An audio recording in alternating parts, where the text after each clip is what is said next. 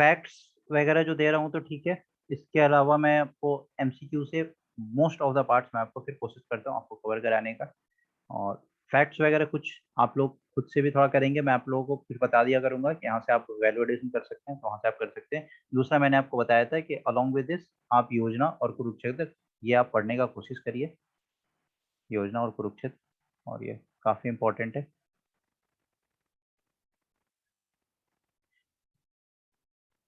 Okay,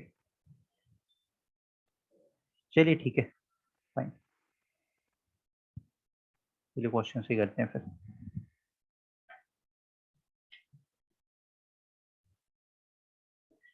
आप कुछ भी कर सकते हैं, एक इंस्टीट्यूट का आप ले सकते हैं, अगर आप बिल्कुल आप करना चाहते हैं तो विजन का ही आप करें फिर।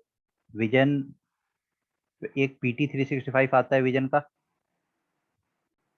ठीक है, तो विजन का पीटी 365 से आप कर सकते हैं। अलॉन्ग विद दिस अगर किसी को मैगजीन्स पढ़ना अच्छा लगता है और गवर्नमेंट स्कीम्स वगैरह ये सब आपको जानना अच्छा लगता है, थोड़ा डेटा वगैरह आपको अच्छा लगता है, तो योजना काफ़ी पतली बुक होती है और उसमें बहुत सारा चीज़ एक साथ कवर किया जाता है, तो आप इसको पढ़ सकते हैं। अगर आपको थोड़ा इकोलॉजी और इन्वायरमेंट भी आपको थोड़ा स्ट्रॉन्ग करना है, एग्रीकल्चर रिलेटेड पार्ट, तो ये Kurukshetra that is also good, तो आप इसको भी आप कवर कर सकते हैं, ठीक है। हाँ, ईयरली होता है, मंथली भी होता है, ठीक है। एक पीटी 365 ईयरली आता है और एक मंथली कॉम्पाइलेशन भी आता है विजन का, मंथली कॉम्पाइलेशन, तो आप वहां से भी इस चीज को कवर कर सकते हैं। ओके, चलिए।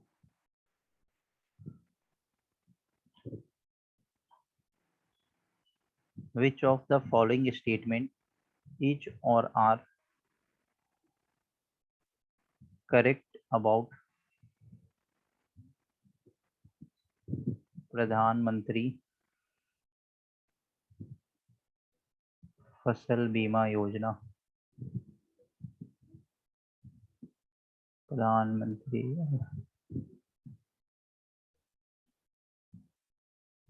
स्टेटमेंट वन, द प्रधानमंत्री फसल बीमा योजना will cover local natural calamities like landslides, hailstorms, etc. Statement 2, yield destruction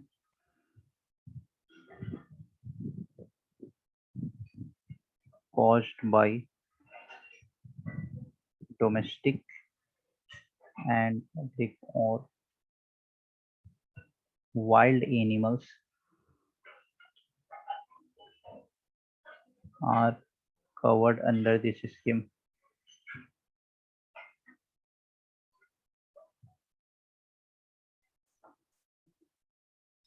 प्रधानमंत्री फसल बीमा योजना is optional for the farmers who have borrowed institutional loans from banks. Option A 1 and 2, option B 1 and 3, option C 2 and 3, option D all.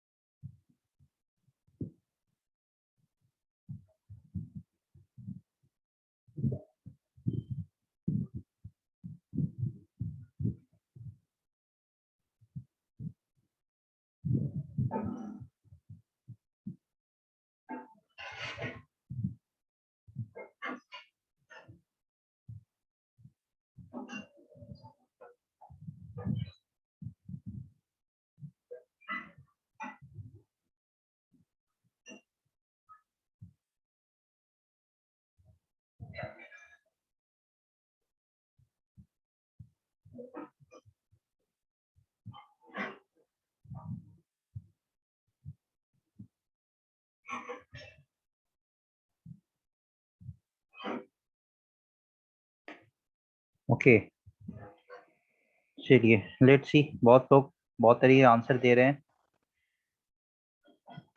Let's see the correct answer. देखिए, ये इसके बारे में अगर आपको नहीं पता है, ठीक है, प्रधानमंत्री फसल बीमा योजना, चलिए नहीं पता है फिर भी आंसर को कैसे करेक्ट है देखते हैं। ऑप्शन 1 2 1 3 2 3 और 1 2 3, या तो सब सही है या तो इसमें से कोई एक गलत है, यही हो सकता है। पहला स्टेटमेंट पढ़ते हैं, प्रधानमंत्री फसल बीमा योजना will cover natural calamities like landslides, hello storms etcetera. यहाँ पे नेचुरल कैलामिटीज का बात हो रहा है। yield destructions caused by domestic and wild animals are covered under this scheme। एक जगह आपका नेचुरल कैलामिटीज का बात हो रहा है, दूसरी जगह आपका डोमेस्टिक और वाइल्ड एनिमल्स का बात हो रहा है कि अगर इनके द्वारा भी अगर यील्ड को डिस्ट्रक्ट किया जाता है तो वो भी इस स्कीम्स के अंडर कवर होगा। क्या ये दोनों स्टेटमेंट आपको आपस में कॉन्ट्राडिक्टरी स्टेटमेंट नहीं दिख रहा है? इधर स्टेटमेंट 1 विल बी करेक्ट और statement 2 will be correct. The first statement is प्रधानमंत्री फसल बीमा योजना will cover local natural calamities. Natural calamities का यहाँ पे बात हो रहा है, या तो ये स्टेटमेंट करेक्ट होगा या तो फिर ये स्टेटमेंट करेक्ट होगा, ठीक है। तो 1 और 2 अगर आप देख के आपको फील हो रहा है कि इसमें से एक करेक्ट होगा, तीसरा पढ़ते हैं, प्रधानमंत्री फसल बीमा योजना is optional for the farmers who have borrowed institutional loan from banks. अगर किसी को पता होगा प्रधानमंत्री फसल बीमा योजना है तो ये स्कीम कब आया था? 2016 में आया था ये स्कीम। इस स्कीम के बारे में अगर किसी को पता होगा तो उस समय ये मैंडेटरी था, ऑप्शनल नहीं था। अब क्या है फार्मर्स के लिए कि फार्मर्स के लिए ये ऑप्शनल कर दिया गया है, आप चाहें तो ले सकते हैं, आप चाहें तो नहीं ले सकते हैं, ठीक है। तो आप ये बताएं कि स्टेटमेंट 1 स्टेटमेंट 2 में से आपको ये पता चल गया कि एक स्टेटमेंट तो आपका गलत है। तो करेक्ट स्टेटमेंट क्या है? प्रधानमंत्री फसल बीमा योजना नेचुरल कैलामिटीज को कवर करता है जैसे कि लैंडस्लाइड, हेलस्टॉर्म्स एक्सेट्रा। तो ये तो आपका करेक्ट हो गया, तो 2 आपका गलत हो गया। 2 यहाँ भी, यहाँ भी और यहाँ भी, तो आंसर आपका क्या हो गया? बी। प्रधानमंत्री फसल बीमा योजना is optional for the farmers who have borrowed institutional loan from the banks. अब यहाँ से आप लोग दो चीज को याद रखेंगे, जो अभी खरीफ क्रॉप्स पे है, ये कितना % प्रीमियम दिया जा रहा है खरीफ क्रॉप्स पे?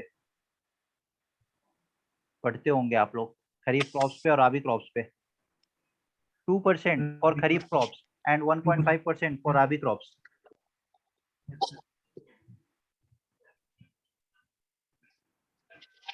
ये सब आप नोट कर लीजिए। चलिए, which of the following countries comes under quadrilateral security dialogue, जो कि क्वाड। माइक ऑफ रखिए। India, US, Australia and France. B, India, China, Australia and Japan.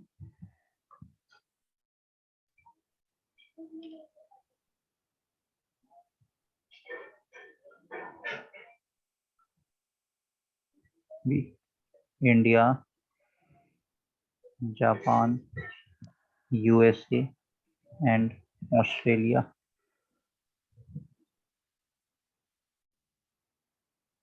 India, Malaysia, USA and Japan. Tell me the correct answer.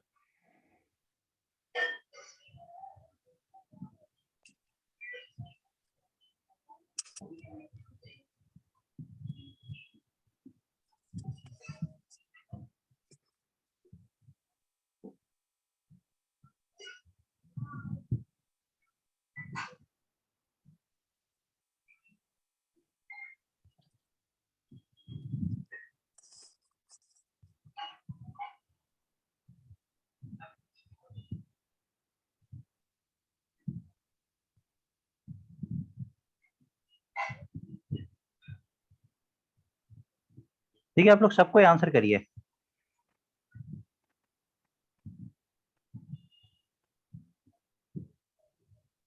चलिए चलिए, most of you आप लोग correct बता रहे हैं। India, Japan, US and Australia. ठीक है, अब ये क्वाड जो है ये स्पेशली किस लिए बना था? ये जो क्वाड कंट्री है इसमें 4 कंट्री आते हैं, इसको क्वाड्रिलेटरल क्यों बोलते हैं? तो अगर आप लोकेशन देखेंगे ना तो आपको लोकेशन कुछ इस तरीके का ही आपको दिखेगा। देखिए, यहाँ पे आप इंडिया देखेंगे, फिर इधर हम ईस्टर्न साइड में से चलेंगे तो ये आपका जापान होगा, और अगर हम पैसिफिक को क्रॉस करते हुए चलेंगे तो इस तरफ आपका यूएसए होगा, और यहाँ पे नीचे में आपका ऑस्ट्रेलिया होगा। तो ये ऐसा ये क्वाड्रिलेटरल लुक का ये बनता है। और इस क्वाड का फॉर्मेशन क्यों हुआ था, किसी को पता है? मेरे मेरे time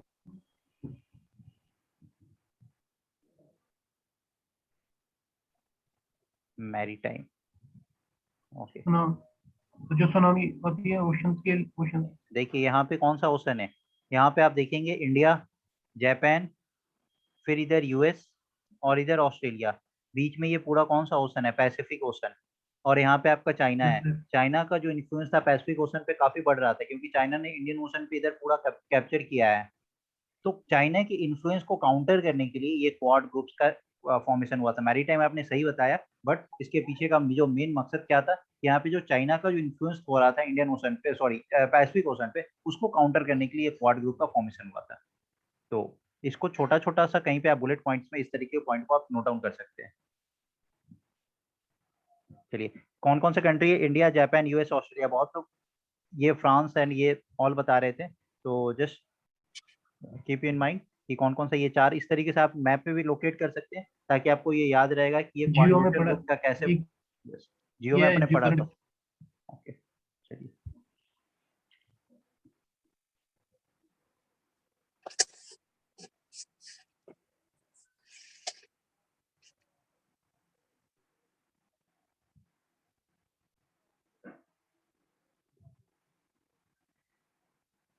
first tell me the full form of this. Sir Mahatma Gandhi national rural just employment. Write it down on the chat column.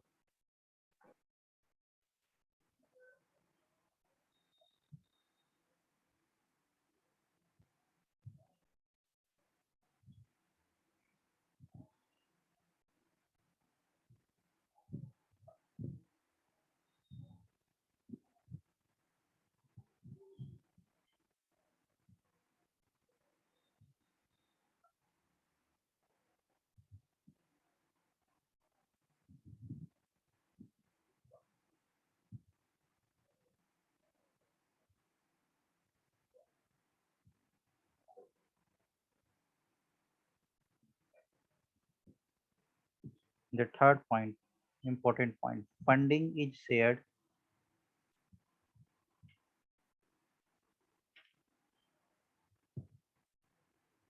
Funding is shared between center and the state 1 and 2, B 1 and 3, C 3 and D 2 and 3.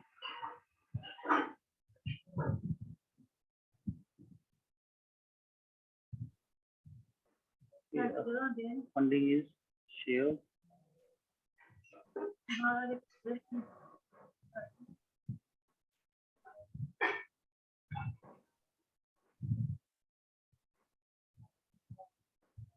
Central council scheme, central. हाँ ठीक है, ये वाला लगा रहा हूँ, वाला ही नहीं है। प्लीज किसका माइक ऑन है? प्लीज माइक ऑफ कर ले।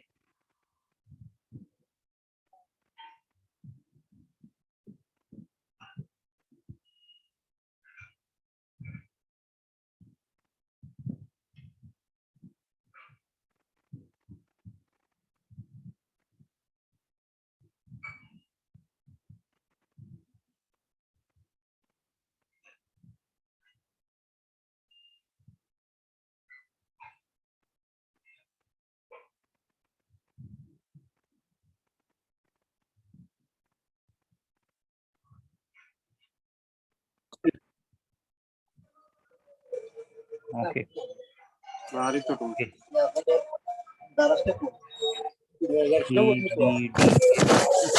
माइक आप लोग ऐसे ऑन कर लेते हैं, पता ही नहीं चलता है क्यों ऑन करते हैं माइक।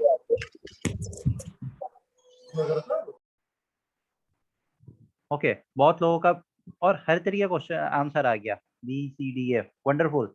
चलिए देखिए, इसके बारे में अगर आपको सिर्फ एक पॉइंट पता होगा तो आप इस क्वेश्चन को फिर भी करेक्ट कर लेंगे।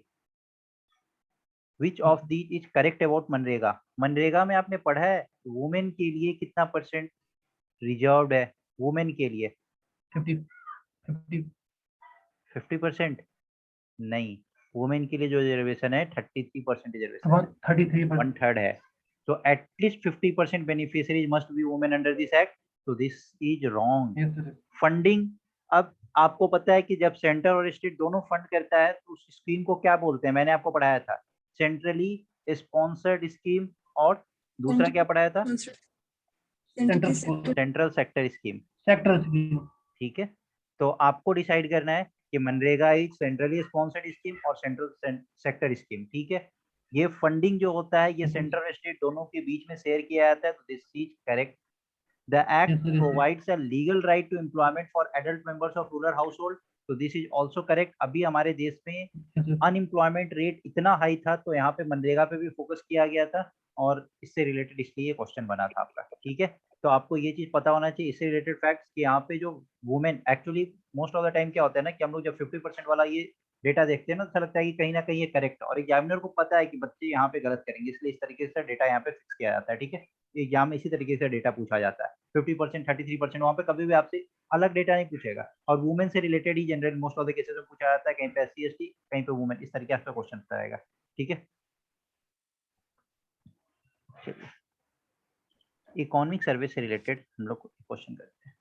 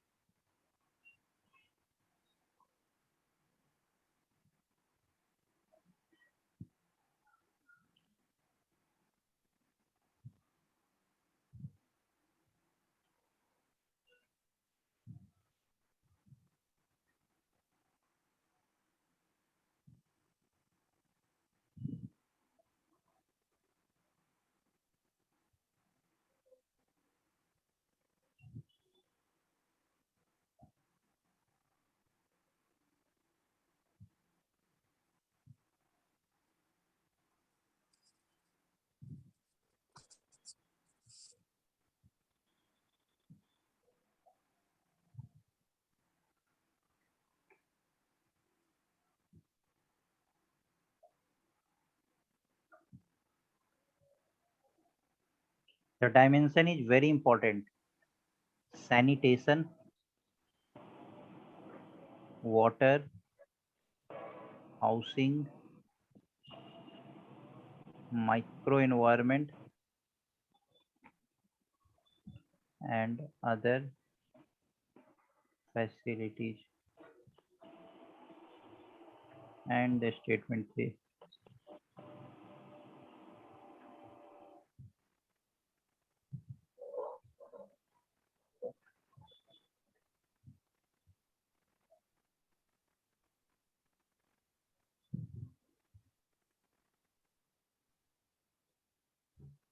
Access to bare necessities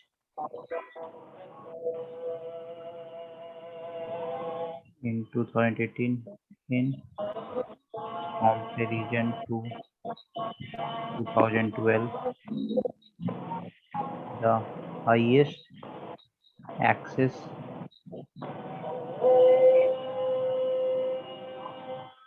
please mic off रखें, was recorded in states। अगर माइक ऑन रहेगा तो फिर मेरे लिए दिक्कत होगी मैं क्लास लेने में। झारखंड, उड़ीसा, एक्चुअली अभी आपको बहुत क्लियरली ये दिख नहीं रहा होगा क्योंकि अभी मेरे डिजिटल पैड पे पानी गिर गया है और ये काफ़ी अभी स्लिपरी हो गया है, तो इसलिए मुझे लिखने में थोड़ी दिक्कत हो रही है। West Bengal and Tripura and lowest was recorded in Kerala,